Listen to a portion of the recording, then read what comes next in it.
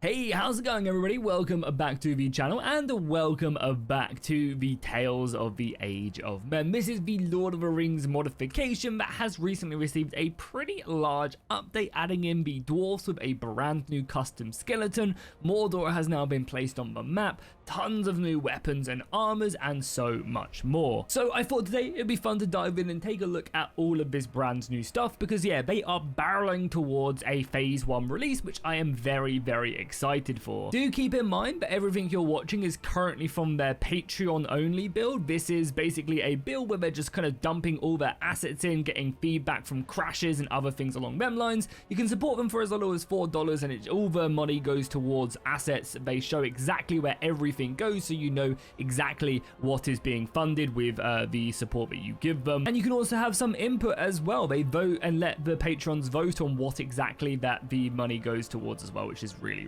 awesome. Oh, if you have that itch to play right now, they also released a little bit of a playtest, which is about 2 months previous to the build you're going to be seeing right now. But that is currently up over on Nexus Mod, so you can go check that out and have some fun in custom battles and as well as that mess around in the campaign. So lots and lots of stuff have been added in this update, and the first thing I want to take a look at is probably the most important thing, and this is the dwarf right here. This is a custom skeleton. It was an absolute pain to get into the mod, but they went ahead and did it. So this is completely custom and you guys will see it on the campaign map. It looks absolutely amazing. So one of the main things and the reasons why the dwarfs are in, because they're not actually planned for phase 1, it was apparently more of like a is this / possible and can we do it, and they have gone ahead and done it. So yeah, the dwarfs are currently in, but again, Erebor and the majority of the northern parts of the map aren't currently in the game. They have also of course added in Mordor and we'll take a closer look at them. I'm very excited for when they get all their icons added in. It's going to make them look really good. We also have Orthanc as well being added in and we'll take a look at that, as well as the beginnings of Minas Tirith and Orthanc as a map. So first things first, I guess one of the things you guys are most looking forward to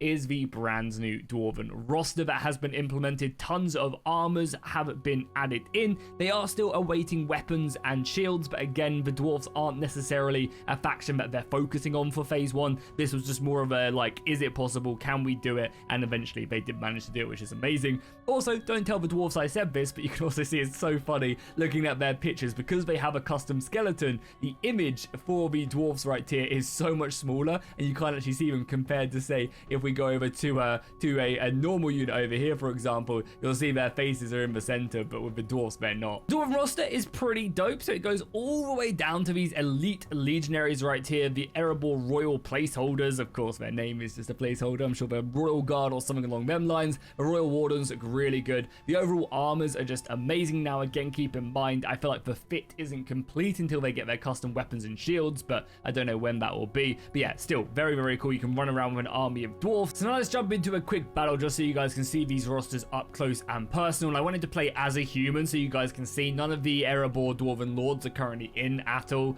So again, you are just going to be playing as these guys, but I wanted to show you the comparison of the actual look of these soldiers. Now again, keep in mind that they don't have custom shields, so again, they're using vanilla-esque shields, and I believe they have the Dunland weapons as well, which are a bit too big for them. But again, Bannerlord does a great job of actually making it so that the weapons and the armors actually fit really well, like sizes it down for the size of the unit and stuff. So yeah, this is what a fully elite Dwarven army looks like, and we can see the enemy unit roster coming in close, and like this is exactly what you want from a Dowie line. Like just look at that gloriousness, and you guys can see obviously of course the size difference is pretty dramatic, especially when you're fighting like Uruks as well, because Uruks are so imposing in this mob. They look so much larger, so you can see the dwarves in all of their glory. Again, if we just break shield wall and charge, you can see them go a bit more aggressive charging, and I love the capes as well. And as I said, I think as soon as they get their shields and stuff, they're just going to look so clean, and the entire outfit is going to be amazing. But yeah, the dwarves are going to be a really fun custom race, and I think the fact that they've gone through all that effort of that custom skeleton is just going to make it so well. And as I mentioned, Bannerlord does a really good job actually of like attacking center of mass, so it doesn't matter if these guys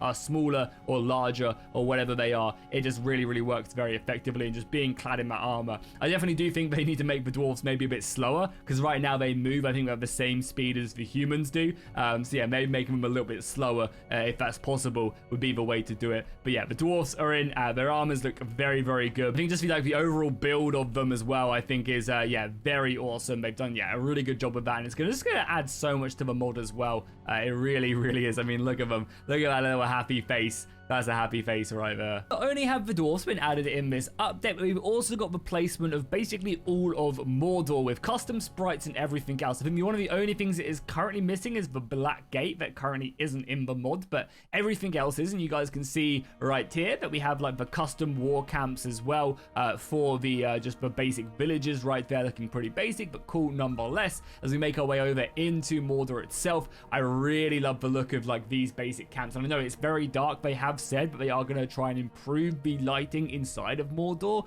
but again, they're going to wait until more of the map is done to actually go and increase it because of the performance it might have on the rest of the map. So yeah, hopefully we do get a little bit of a brighter Mordor. Understand that it's supposed to be dark, but again, it looks very, very cool nonetheless. We also have Mount Doom right here, which looks great. We have Barad-dûr as we make our way over. Again, more of these like pit settlements right here. One of my favorite, I think, is this one right here. Yeah, this one looks incredible. If you guys can make it out right there, I think it looks so good, like built into the mountain with the wall. Very, very cool indeed. We of course also have Minas Morgul and then a few other settlements scattered around through the mountains. So again, there's settlements, castles, etc. down here more in the south of the settlement. And I think the best place to look at Mordor, and you guys can kind of see it, is when it is nighttime in the game. It doesn't really, I mean, it does get a lot darker, but everything else is ablaze. I mean, look at Minas Morgul right there. If we turn off the UI, I mean, that looks absolutely insane. Apparently, the modder Swan wanted to make this like this the entire time during day and night, but apparently that's not how Tale Worlds do their code, so unfortunately it has to look like this. But yeah, absolutely insane. It looks so good. The same can be said as well for Mount Doom, and again, you can even see, so this is why I was waiting till it was nighttime so you can fully see it. You even see like the little platform right there. There's like a little door. Yeah, you can actually see through it as well. Like, yeah, Mount Doom looks absolutely incredible with all like the like fiery rocks coming out of it. You of course have Barad-dûr as well. I feel like Barad-dûr maybe could be a little bit larger because I feel like it's just so like dwarfed by Mount Doom, but I guess that does also make sense. It'd be kind of cool if there was some way to have like the eye actually looking around, and even just like the normal war camps as well with the lava, I think will look really, really cool. Like brings Mordor alive, but of course is very dark, and I imagine on YouTube this just does not come across very well compared to the rest of the map. But yeah, I mean, look at that. Oh my god, I've actually never done this before. That looks so good. You have like Mount Doom, Minas Morgul, and then you can like tell out Minas Tirith and everything else, and with all the terrain, it looks really good. So, including the updates to Mordor, we also basically get the like final beautiful kind of additions to the Mordor army as well. So not only do we have like new armor updates and stuff like that, but a lot of the Uruk armors and weapons have also been changed, which I think, again, it just completes the faction really nicely. And this is what I'm excited to see for the dwarves when they finally get this type of stuff, because as I said, if we pause it right now, all the extra like the new weapons and the new shields really just bring everything together, and I think these units now look very, very cool indeed. There are still some bugs with the hands, but that's just an XML error, which I'm pretty sure they're fixing. But yeah, all the different weapons look very, very cool. I think these ones are still vanilla, like these two are vanilla, but yeah, these new ones look very, very awesome, and just again really complete the faction. The different types of swords look awesome, and the shields, yeah, are incredible with all the different new helmets and other things like that.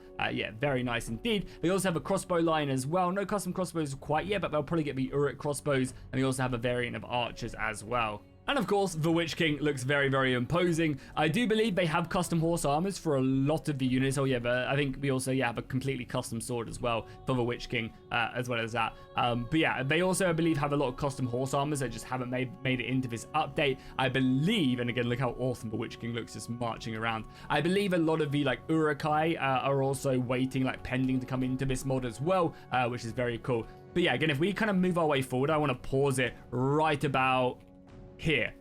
Look at how much more imposing these Uruks are right here. They look absolutely crazy. Look at this guy. He's like, imagine staring down that right there. It looks insane. To show it off better, actually, I wanted to just charge in against these units of Gondorian soldiers right here, because again, the Gondorians, they've received, like, again, I don't think the Gondorians have received too much in this more recent update. I say that they've actually received a lot of custom weapons as well. Actually, that's what's new with Gondor in this update. A few new armors, a few new shields. I think a lot of custom shields have been added, and yeah, a lot of custom weapons as well have been implemented in into Gondor. Yeah, again, these guys are custom thief units as well. Same with these dudes as well from different parts of Gondor. Yeah, I guess I take everything back, actually. Gondor's received a lot. They've also got new custom helmets as well, which you guys can see right there, which look very good. The Knights of the Silver Swan look really good as well, but again, there's some issues with the pathing on their armors as well, which you guys can see right there. Again, the bowmen as well. But yeah, one thing I really wanted to show off in this as as the Witch King run away is I wanted to show you the difference between the Gondorians and the Uruks, because they just look so yeah, I don't know, you really feel like you are fighting this like ferocious beast when you charge into battle. You guys can also see the Aphelion Rangers up close and personal as well. Yeah, these guys are deadly bowmen as they pull back and then the rest of the soldiers charge in. So yeah, let's just pause it and take a look. Again, keep in mind that we are fighting uphill right now, and just look at that, like these Uruks just look so intimidating as they go further forward and look down on the opponents as they continue to charge in. The enemy cavalry coming in now as well. But yeah, I think like the Gondorian soldiers just look like really, like, I don't know, they just look like children compared to these Uruks, and it's really awesome. They've done a great job, and I thought this was like a custom skeleton like the Dwarves, but actually the Uruks aren't. The Uruks are actually just, yeah, humans with custom skins and other edits made to them, which look very awesome. But yeah, again, really impressed by the new swords. I think there's like 17 different types of new Gondorian swords and shields and other things, which add a lot of flavor. And again, I think once the horses also get their additional kind of horse armor, is going to be a big boon for them. That's also, though, not the only new units that have received updates when it comes to Mordor. As I said, there are starting to be new Haradrim units as well. As of right now, they're going to be part of the Mordor roster, because if we take a quick look, of course, most of the southern parts of like Rune and the Eastling lands to the north haven't been done yet, and again, that's not planned. Again, phase 1 is Mordor, Gondor, Rohan, and of course Isengard. So yeah, they're going to kind of make their way in here for the Mordor also, just so you can use these awesome weapons and stuff if you decide to play as Mordor. And again, the new variants look very good. I like all the different colors for the different tribes are going to be awesome, and there's several different armors for a lot of the tiers there. And then of course we also have the Eastlings as well. Their armors look amazing as always. As I mentioned as well, work on Minas Tirith is also under construction, if we ignore out all these places, which are obviously just here to help, you know, with the making of it. But yeah, Minas Tirith is starting to come together. There was kind of a big debate about whether or not to make the bottom wall black, because it is in the books with the, I think it's Numenorean stone, right, that's making it black. However, they did decide to go with a white. But yeah, Minas Tirith is really starting to come together. I think obviously when you start to add all the awesome, all the different awesome buildings and stuff in, it's going to really come alive. There's also going to be gates on each layer as well, which is going to make Minas Tirith a very interesting and epic siege. It's going to be, yeah, as I said, it's going to be interesting to see exactly how it does all play out with a siege, because I know that, you know, stuff like the wall is a bit tricky and glitchy. However, there's no, like, crazy lifts, you know, it's a very simple siege, right? You break through the gates, which, again, I hope will have custom models, and you basically just go up these ramps and you go around. So I think the AI should have a pretty good time of this, and then just smashing down gates. One thing I hope they can manage to do is add in archers in these positions as well. You know, make it so that archers can be firing down from up here, because I don't think, yeah, this is not mountable right now. So I'd love to see archers being able to be up here and shooting down using stuff like the scattered AI mod, I think it's called, where you can place positions for archers to go. And yeah, I'm very excited to see just like Minas Tirith when there's trebuchets firing down. Again, it's not supposed to be an easy settlement to take. It's supposed to be, you know, the land of the free right here, one of the hardest settlements to conquer in the entire game. So hopefully we'll get to see that. Now, if we go all the way up here as well, you can see Minas Morgul off in the distance, Zilliath right there, looking very cool indeed. So obviously this is still very much a work in progress, and no pallets or anything else up there. But yeah, Minas Tirith is coming together. It really is. And yeah, starting to actually resemble a fortress, which is cool to see. And yeah, when they start adding in other buildings and yeah, the other stuff, is going to be very cool indeed.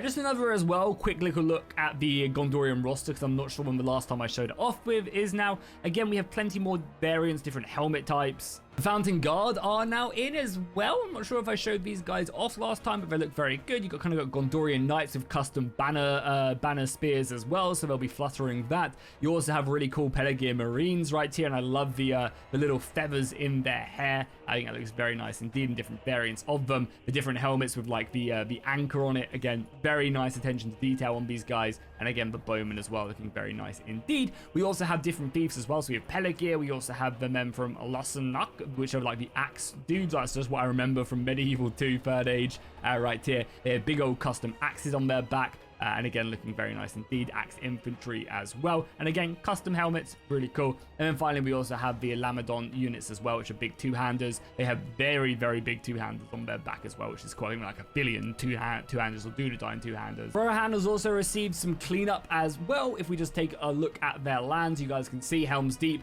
has had its position kind of really fortified here, looking very nice. More custom sigils as well implemented. I like this like valley, and obviously you have the bit where Gandalf arrives and charges down into the valley. I think that's very, very cool. We also have Orthanc as well. Are we at war? Yeah, we're going to be at war with Orthanc, aren't we? As you guys can see, Orthanc this is like pre-destruction, and I believe depending on the level of a lot of Isengard settlements, which obviously is only Orthanc right now, I believe they said it was Isengard, they're going to have different variants. So as the settlement upgrades through better walls and stuff, the actual settlement icon, I believe, will also change. I'm not sure if it will change or if it will just start higher. And again, it'll be cool to see if they could do that with Orthanc as well. Maybe an event triggers it, and then all of a sudden, like, all these trees go and everything else happens that way, which I think would be pretty cool. To quickly just show you guys the beginning. Again, this is super, like, beyond work in progress, just kind of showing the looks of things. And again, like, the beginning of the settlement, of course. There's no, like, texturing for the wall. You can kind of just see it slowly starting to come into progress right here.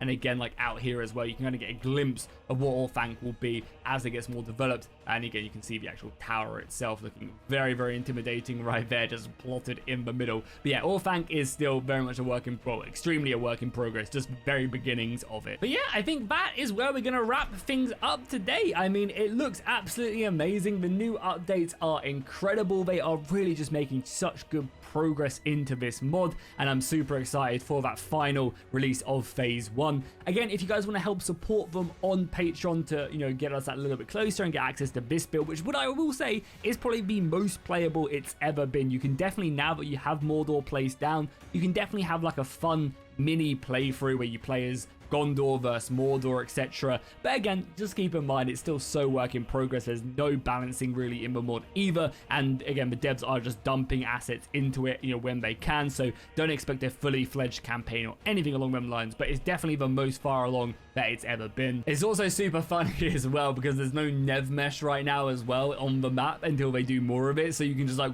walk up mountains. So when one says one does not simply walk into Mordor, well, that's kind of almost, not really that true, because one does walk into Mordor. As always, if you guys enjoyed the video, make sure you drop a like and a comment down below. Let me know what you guys thought of the new update and the Dwarves looking incredible down below in the comments, and I'll see you guys in the next one.